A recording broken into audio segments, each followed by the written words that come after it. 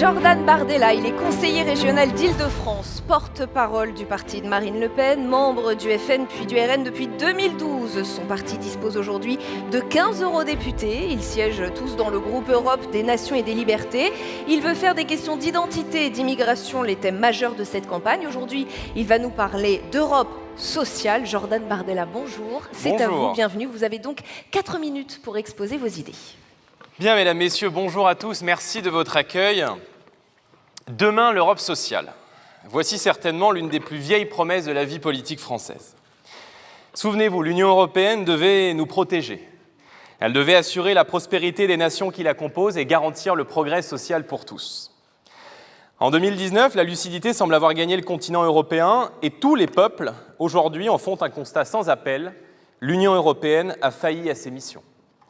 Pire encore, sa réglementation met en place les conditions d'un chômage de masse, d'un dumping généralisé, d'une concurrence déloyale imposée à l'extérieur de nos frontières, ainsi qu'une course effrénée au moins-disant social à l'intérieur de nos frontières. 516 000 travailleurs détachés en France, ce sont 516 000 emplois qui ne sont pas occupés par des travailleurs français, mais ce sont aussi 516 000 occasions en moins de contribuer au financement de notre système de santé et de solidarité de par le versement des charges sociales dans le pays d'origine. L'austérité imposée et la sacro-sainte religion des 3% du déficit public comme seule ambition politique ont des conséquences dramatiques sur la vie de nos territoires qui voient notamment leurs services publics fermés les uns après les autres, maternités et hôpitaux de proximité étant évidemment en première ligne. En réalité, l'Europe ne peut être sociale dans le cadre actuel de l'Union européenne. Vous le dites très bien dans votre manifeste, l'ouverture de nos marchés, l'abaissement des barrières douanières, et j'ajouterais même la primauté de l'argent roi, sont inscrites dans l'ADN même de l'Union européenne. Comme à chaque élection, certains vous diront que l'harmonisation est proche, que la convergence des économies est entre de bonnes mains, et même qu'un SMIC européen s'apprête à voir le jour. Mais ces promesses n'engagent que ceux qui les croient. Car la convergence économique de pays si différents comme la France et la Bulgarie, où le coût horaire moyen est respectivement de 36 € et de 4,40 €, ne peut se faire qu'à notre détriment, c'est-à-dire au détriment du pays le plus élevé. En matière sociale, la règle est la même. Les assurés français sont parmi les mieux protégés. Au sein de cette course effrénée à l'élargissement, ils ne peuvent donc y perdre. En réalité, la grande protection du XXIe siècle s'appelle frontière. Et toutes les grandes puissances économiques du monde l'ont compris. La frontière, non pas comme un mur opaque, comme certains aiment à le caricaturer, mais comme un filtre, comme une porte capable de protéger les Français et en même temps de s'ouvrir à des intérêts loyaux bien compris tout en défendant notre modèle social.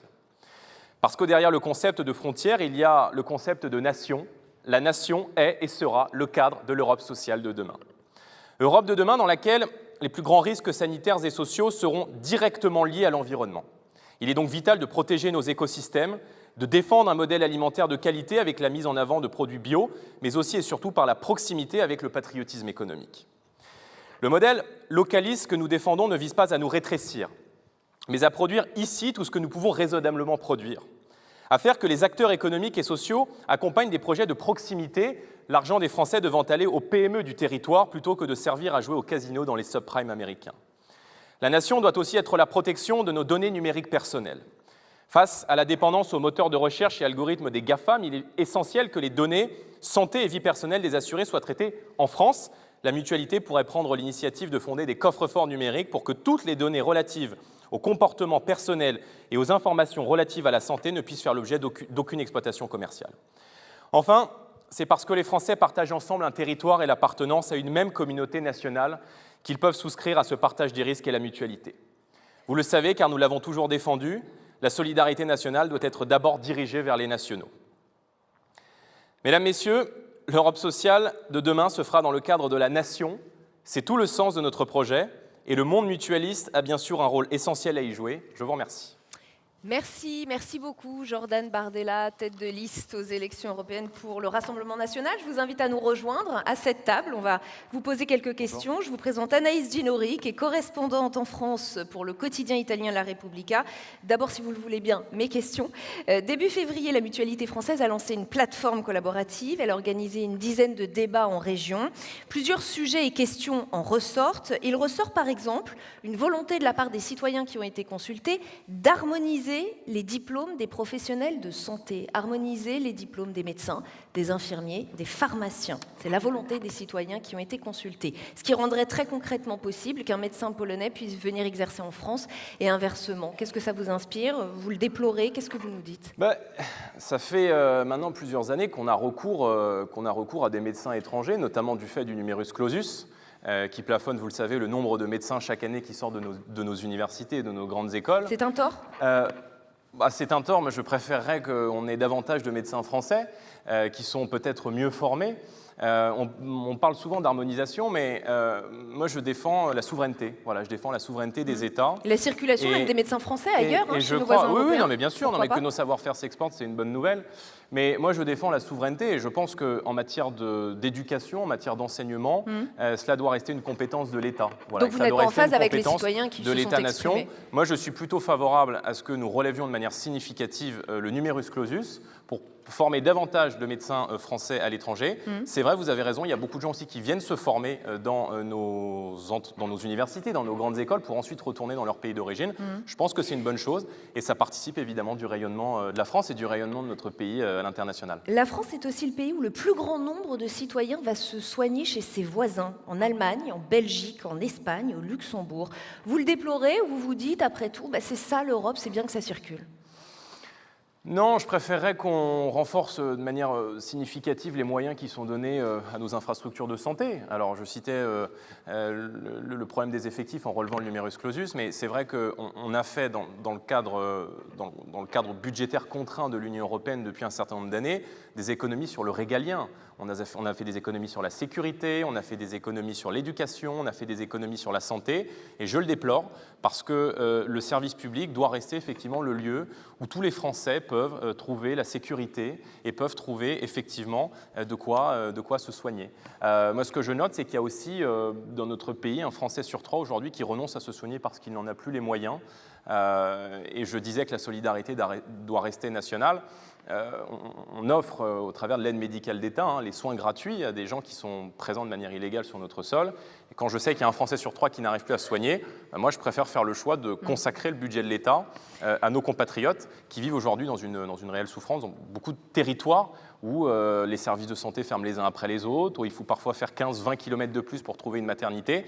Et ça, évidemment, on ne peut que le déplorer. Mais à partir du moment où on s'est soumis pendant des années à une réglementation européenne qui a imposé l'ouverture d'un certain nombre de nos services publics à la concurrence, qui a imposé la privatisation d'un certain nombre de sujets. Là, le sujet qui va s'ouvrir, c'est la privatisation des barrages, qui représentent pourtant 70% de nos réserves d'électricité, nos réserves tampons d'électricité. Il y a le sujet de la privatisation d'aéroports de Paris, etc.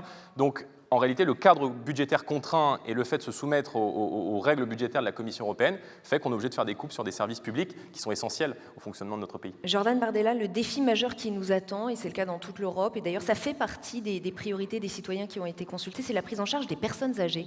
Qu'est-ce que vous proposez en la matière ? On avait proposé pendant la campagne présidentielle de créer une 5e branche de la sécurité sociale qui soit... Là, nous parlons bien du niveau européen. Oui, d'accord. Enfin, je pense en l'occurrence que la santé doit se traiter dans un cadre national. Et je pense la santé n'a pas de frontières, vous êtes d'accord avec moi? Oui, d'accord. Enfin, quand vous êtes malade, vous allez vous soigner à côté de chez vous. Vous prenez rarement l'avion pour aller vous soigner dans le pays d'à côté. Oui. Donc je pense que la santé doit se traiter dans un cadre national. Et on avait proposé notamment de créer une 5e branche de la sécurité sociale qui soit dédiée à la dépendance. Et puis aussi d'inciter des initiatives de service civique pour les jeunes auprès des personnes âgées qui souffrent d'isolement. Parce que ça, c'est un vrai sujet aussi. Et on en parle trop peu, malheureusement. Dans le sondage européen Harris Interactive que vous avez découvert avec nous, on s'aperçoit que les populations dites eurosceptiques, comme les Polonais par exemple, sont étonnamment très favorables à l'Europe quand on parle de santé. Et vous êtes pour plus d'Europe en matière de santé ou vous n'êtes pas d'accord avec vos alliés polonais, par exemple? Je reprécise ce chiffre, 65% des Polonais interrogés font confiance à l'Union européenne pour améliorer leur système de santé. Ah, mais le souci, c'est que dans le modèle actuel de l'Union européenne, on est allé vers un élargissement sans limite depuis maintenant 20 ans et qui fait que les pays, disons, très riches ou encore assez riches de l'Union européenne paie pour les pays les plus pauvres. Et qu'en réalité, on est contributeur déficitaire au même titre que l'Italie, c'est-à-dire que chaque année dans le budget de l'Union européenne, on donne beaucoup plus qu'on ne reçoit. Et après, la question qu'on doit se poser, c'est est-ce qu'on doit continuer à mettre de l'argent dans les caisses de l'Union européenne pour aller aider des pays à l'Est, alors qu'on a effectivement, ce que je disais, un cadre budgétaire qui est de plus en plus contraint. On voit de plus en plus d'hôpitaux qui ferment, de plus en plus de maternités qui ferment. Ce qui est vrai en matière de santé, je le disais, est aussi vrai en matière de sécurité. Donc je pense que la santé doit rester un secteur régalien, un secteur de l'État-nation. Maintenant, on peut avoir des grands projets, on peut avoir Sur la vaccination, par oui, exemple, voilà, on peut avoir des grands projets qui se font... Vous êtes favorable à une harmonisation des vaccinations obligatoires? Non, mais je pense qu'on peut, dans le cadre, ce que je disais tout à l'heure, dans le cadre d'intérêt mutuel bien compris, on peut mettre des pays autour de la table et on peut développer des projets. L'Europe, vous savez, l'Europe qui a marché, c'est pas l'Europe de la Commission européenne qui organise l'impuissance collective, c'est l'Europe des nations, c'est l'Europe des projets, c'est l'Europe où on se met autour de la table pour défendre un projet où chaque pays a intérêt. Et c'est dans ce cadre-là qu'on a fait aussi marcher l'industrie française, qu'on a fait Ariane, qu'on a fait Airbus. Et nous, ce qu'on défend, c'est une Europe des nations, une Europe des projets. Et je pense une Europe qui protège aussi. Je parlais tout à l'heure des travailleurs détachés. On est favorable à l'abrogation de la directive détachement des travailleurs parce que ce sont 516 000 emplois qui ne vont pas aux travailleurs français. Elle vient d'être révisée, ça ne vous a pas suffi? Oui, enfin, on n'a jamais eu autant de travailleurs détachés, donc je veux bien qu'on nous explique à chaque fois que ça a été révisé. En l'occurrence, la révision est assez dérisoire et en fait, ça ne résout pas le problème de fond qui est le paiement des charges dans les pays d'origine, en réalité, et qui crée une concurrence déloyale pour nos travailleurs, mais aussi pour nos comptes publics, parce que les charges sociales sont payées dans le pays d'origine des travailleurs. Jordan Bardella, je vous laisse avec Anaïs Ginori pour quelques questions. Anaïs, c'est à vous. Oui, justement, vous répétez que l'Union européenne est incapable de protéger les Français, notamment sur les droits sociaux. Mais le Front National, aujourd'hui Rassemblement National, est le premier parti français représenté au Parlement européen aujourd'hui. Et on a l'impression que sur beaucoup de dossiers, que vous citez même aujourd'hui pour cette nouvelle campagne, vous avez un double discours. Le Front National, aujourd'hui Rassemblement National, a un double discours. Vous avez parlé maintenant des travailleurs détachés. Ouais. Justement sur ça, c'est un exemple. En France, vous avez toujours parlé très violemment contre cette pratique des travailleurs détachés, mais à Strasbourg, finalement, quand il y a eu un projet de réforme pour limiter cette pratique, vous avez voté contre. Et donc, en fait, comment voulez-vous faire avancer les choses? Est-ce que, finalement, vous ne vous contentez pas d'être une force de nuisance en Europe? Je ne suis pas pour améliorer le processus, je suis pour abroger le processus. Donc, effectivement, sur un certain nombre de textes au Parlement européen, nous avons voté contre, parce que nous sommes contre le principe. Et si vous voulez, s'il s'agit juste de simplifier des normes administratives, ça ne nous intéresse pas. Ce qu'on veut, c'est abroger le principe de la directive détachement des travailleurs. Maintenant, ça ne vous aura pas échappé que c'est une élection européenne et que vous pouvez être le premier parti en France en 2014, mais ne pas avoir la majorité au sein du Parlement européen. Aujourd'hui, c'est la droite. C'est la droite qui gère le Parlement européen, qui gère le Conseil, qui a les manettes au Conseil, qui a les manettes au niveau de la Commission européenne. Donc c'est à eux qu'il faut rendre des comptes. Maintenant, on a toujours été cohérents.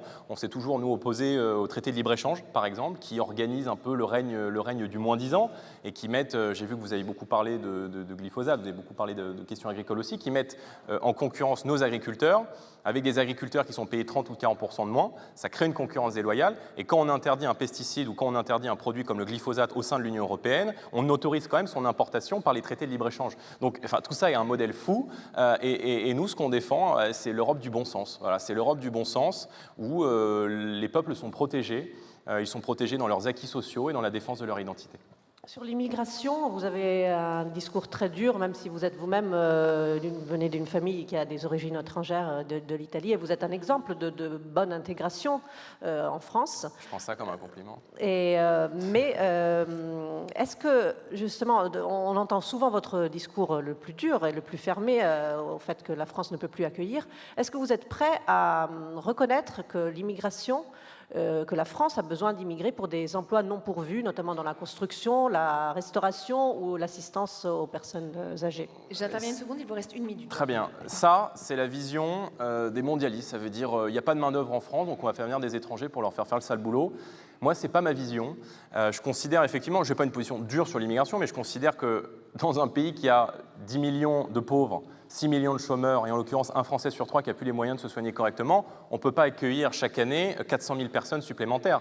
Et donc, je préfère faire le choix effectivement de réserver la solidarité nationale et de réserver les moyens de l'État qui sont de plus en plus contraints à nos pauvres, à nos chômeurs, à nos retraités et aux gens qui en France ont du mal à boucler les fins de mois. Donc, ça me semble être encore une fois du bon sens. Et puis, il faut surtout écouter ce que veut une majorité de Français. Aujourd'hui, une grande majorité de Français considèrent que, compte tenu encore une fois de la situation économique et sociale de notre pays, on ne peut pas continuer d'accueillir une immigration supplémentaire. Ça me semble être encore une fois du bon sens. Et on va s'arrêter là. Merci infiniment, Merci Jordan Bardella, d'avoir été notre invité aujourd'hui dans Place de la Santé Europe sur Public Sénat. Je vous invite à regagner les coulisses par ici. Merci beaucoup.